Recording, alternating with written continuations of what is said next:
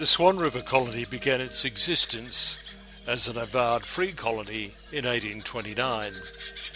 Captain James Stirling, a man of initiative, vision and energy, had proposed the venture earlier in 1827, after a brief exploration of the Swan River region. He reported to his superiors the agricultural potential of the region, also pointing out that a settlement would serve as a bulwark against possible French expansion in the region. Stirling was subsequently appointed Lieutenant Governor of the new colony, and the first group of settlers arrived off Fremantle aboard the Parmelia early in June 1829. Within a short time, however, many of them were experiencing extreme difficulties. Many enterprises quite quickly began to fail. Part of the responsibility for the difficulties encountered could be attributed to Captain Stirling. His glowing 1827 report to Governor Darling in New South Wales, who in turn recommended it to the government in England, proved superficial and did not sufficiently countenance the contrasting conditions within a very different, often hostile landscape away from the rich soils of the immediate Swan River floodplain. And so, with their enterprises failing, many of the settlers had to survive in unaccustomed, stringent circumstances, or they left the colony. A diary of the conditions encountered was kept by Dr. Samuel Vivish, who, along with his brother, workers and their families, had arrived at the Swan River in 1839 and shortly after purchased Yangeddine, a property of 11,000 acres, around halfway between York and Beverley. Like many others, Vivish brought with him from the old country a strongly ingrained, intensive mixed farming mentality, that is, horse, sheep, cattle, pig and poultry husbandry. They also brought a wide array of seeds for crops, vegetable and fruit produce, unsuited to the strange new agricultural environment, to the very different landscape and soils. The diary records the wide array of problems he faced on the property over the next 2 years. He wrote of the lack of fencing in the days before wire to contain stock, necessitating skilled shepherds, many of whom soon left for less demanding environments or began to demand higher wages. Of the critical lack of water for his animals. Of the lack of infrastructure development, few roads and bridges which would facilitate the essential flow of commerce. Of the wide array of poison plants and the stock diseases encountered, resulting in considerable stock losses. Of bushfires and dust and flies. Of personal health problems such as the constant debilitation of colonial ophthalmia, more commonly called sandy blight, which brought on temporary blindness. Of extreme shortages of many basic items, such as tools and equipment which, should they break or become inoperable, were either overly expensive to replace or unprocurable. The local white ants found the English timber handles of the picks and shovels, for example, much to their liking. Defeated by the difficulties, Vivish left the property after only 2 years and took up a government post as a resident magistrate at Guildford. Today, the nearby suburb of Vivish is named after him. His early catalogue of despair at the Yangeddine property portrays the conditions under which most early farming enterprises in the foundling colony were operating. Many of the men on the Governor's Advisory Council, though holding government positions, such as the Surveyor-General John Septimus Roe, were also landholders. Their enterprises too had suffered from a lack of essential labour. In 1848 they were instrumental in persuading Governor Fitzgerald to petition the British government for a trial complement of convicts to be sent to the Swan River in an attempt to ease the situation where many enterprises within the colony seemed on the point of disintegration. It was a highly controversial initiative, but many felt there was little choice. The upshot of these negotiations was that the Swan River Colony, founded as a free settlement, celebrated its 21st birthday with the arrival of the first boatload of 75 convicts off Fremantle aboard the transport Scindian on the 1st of June 1850. The British government agreed, however, that the convicts should be short-term offenders, under the age of 45 years and in good health, have good conduct records, have already served around half their sentence, and were thought to be capable of rehabilitation. In the first 4 years of the convict system in Western Australia, the insertion of these men into the colonial society went relatively smoothly. The statistical graphic here, however, shows a dramatic change from 1854 onward.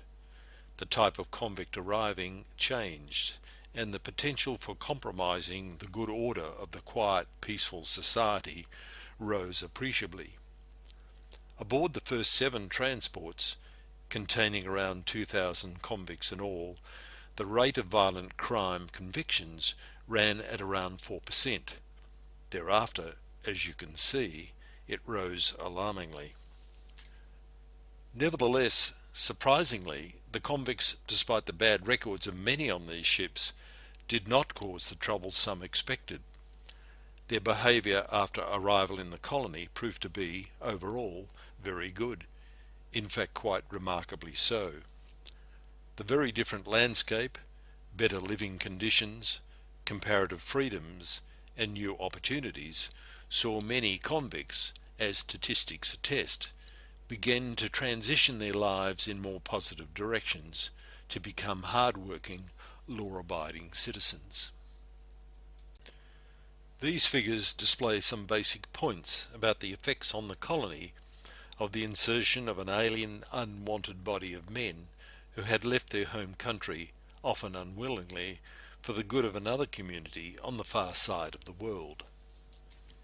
The population of the state rose by nearly 5 times during the convict era. The British government had been true to its word, in this instance at least. It had sent out a comparable number of free settlers to convicts between 1850 and 1868. By the early 1870s, when there were still over 3,000 convicts under government control in Western Australia, exports had risen to around 15 times what they had been in the early 1850s.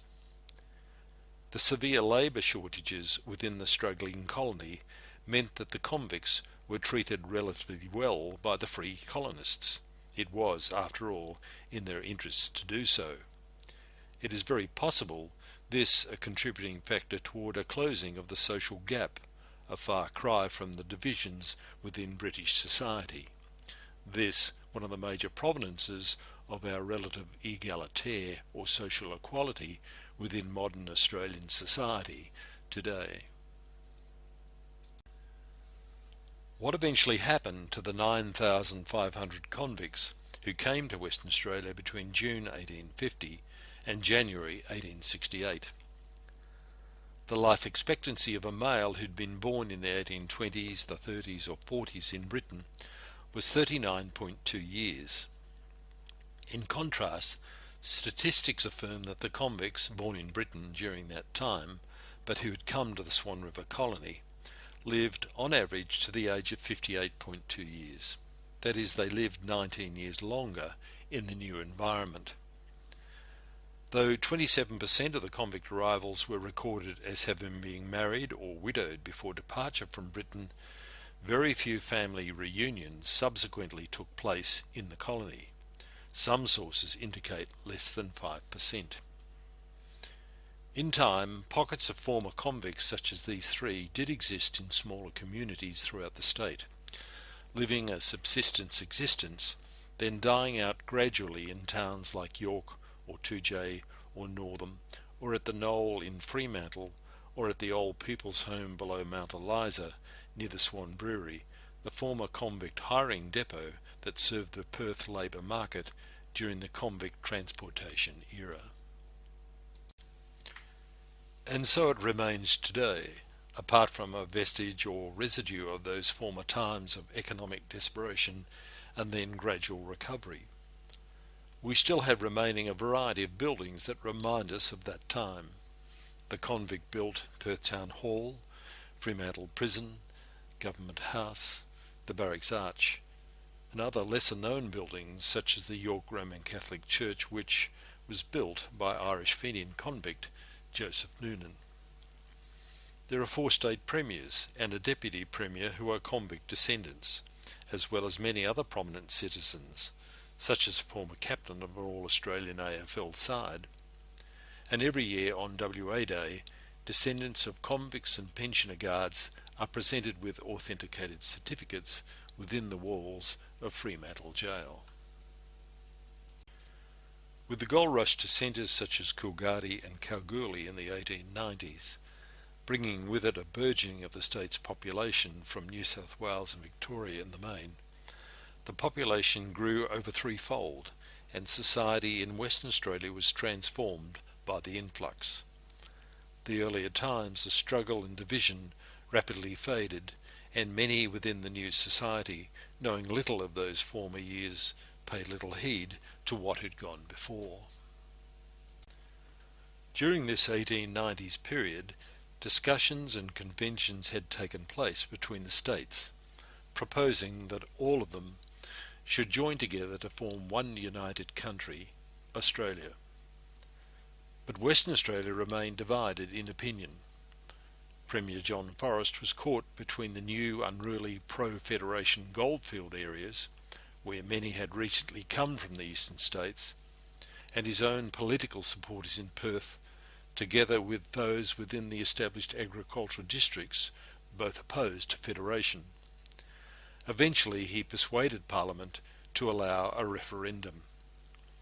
It proved to be the goldfields populations which generated a decisive majority in favour of Western Australia joining the promulgation of the Commonwealth of Australia on the 1st of January 1901.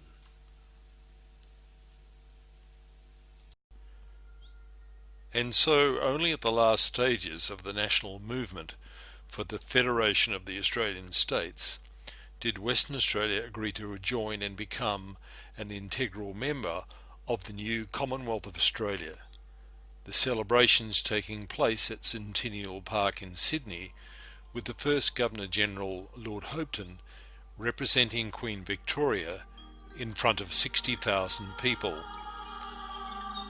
5 months later, the first Parliament was opened in Melbourne. The first Prime Minister was Edmund Barton. John Forrest, formerly Western Australia's first Premier, and now representing the Swan electorate in the National Parliament, was present as Australia's first Postmaster General, then later Minister for Defence, Minister for Home Affairs, Treasurer, and also acting Prime Minister in 1907.